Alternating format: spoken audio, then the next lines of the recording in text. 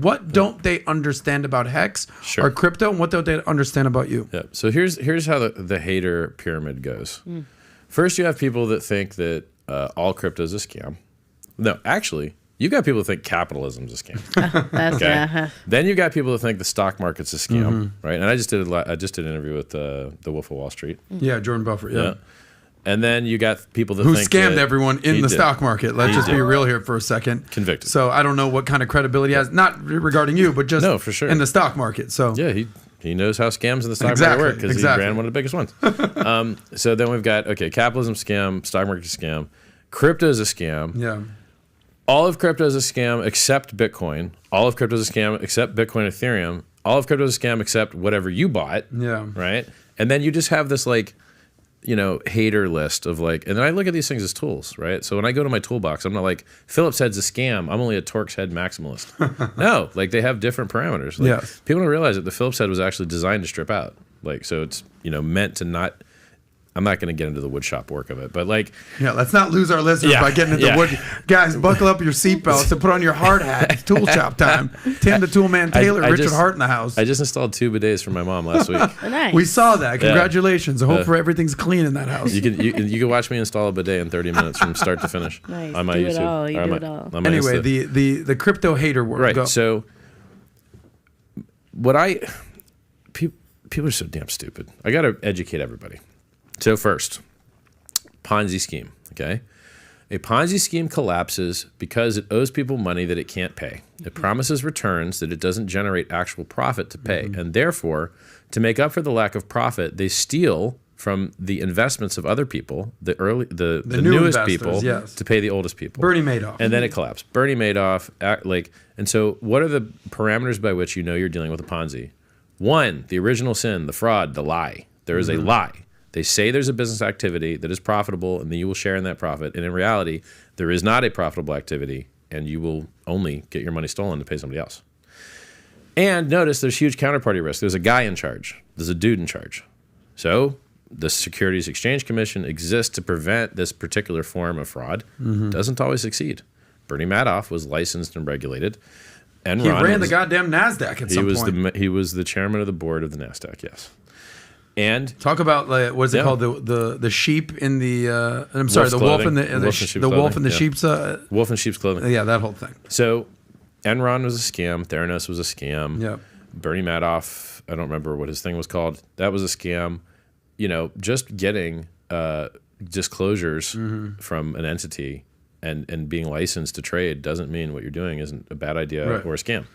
So you have a Ponzi if there's the original sin of deceit and there's a middleman that stops paying you. Now, let's take HEX. Who's the middleman? There isn't one. There's just you. You mint your own coins just like a Bitcoin miner. No one gives them to you. No one holds them. When you lock your coins up, you destroy them. When your stake is ended, you mint new coins and you mint your rewards. So even the contract itself doesn't do custody. So you run your own code. You're the only person in the world that can pay your own returns. No one can stop you from doing it. It's sufficiently decentralized at launch. Unlike Ethereum. Ethereum had a crowd sale. People turned their Bitcoin into Ethereum. And then eventually they built it. Bitcoin, they're working on it all the time. HEX is totally finished and complete and uneditable and unchangeable. It's the least security-like of anything. It's the least counterparty risk. It's the maximum 100% uptime. We've had flawless, perfect operation with 100% uptime. Google hasn't. Google was down last week for 30 minutes globally. Microsoft hasn't. They were down globally a couple months ago. HEX has never been down. Bitcoin.org had a scam on their homepage twice, I think. HEX dominates all these things, but for some reason, people are just immune to reality. You're like, guys, we're killing you. Well, let me ask you then. So, fair to say with that explanation. So I beat the Ponzi one. Yeah, exactly. But we didn't do pyramid or bubble yet, which I'm ready next. But the answer is that it's neither of those. Is what I assume, right? Real cryptocurrencies eliminate counterparty risk and eliminate middlemen. So here's my question. There's a lot of fake ones because there's a lot of people. I want to get to the emotions. Like when people say that about you. Yeah. And you're not a con artist, and you're not a scam artist, and you're not a Ponzi schemer. How does that make you feel as a legitimate businessman?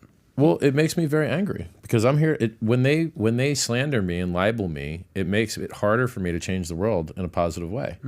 Because basically there's a 10-to-1 ratio of it takes 10 units of effort to fight lies, and it takes 1 unit of effort to generate them. And therefore, the asymmetry makes it a lot harder to educate these people. So, like, I would rather take people calling me a scammer than no news about me at all, because some portion of those people will do their research and learn. Like, you know the famous quote by Roger Stone? There's no such thing as bad news. Well, that too, but he says, I'd rather be infamous than never famous at all. Right. Yeah. Do you abide by that? Yeah, it's true. If you want to make a difference in the world. So so we've covered Ponzi. By the way, you know what scammers leave? A trail of victims. You know what victims do? They complain very loudly. Yeah. I've been doing Especially business for these 15 or 20 years. Yeah. Not a single human being's ever said I scammed them. The only people that say that I'm a scammer are people who've never worked with me, never participated in anything I've done. Fair point. Never bought my products, Fair never point. used them. Like, I had a car stereo store. People still running around beating them trunks up with them. It works good. Everything I've ever done, I've given people a good deal, great product, great service, every single time. So if you like that clip, click right here to watch another, or if you want to watch the entire Soscast, click right here.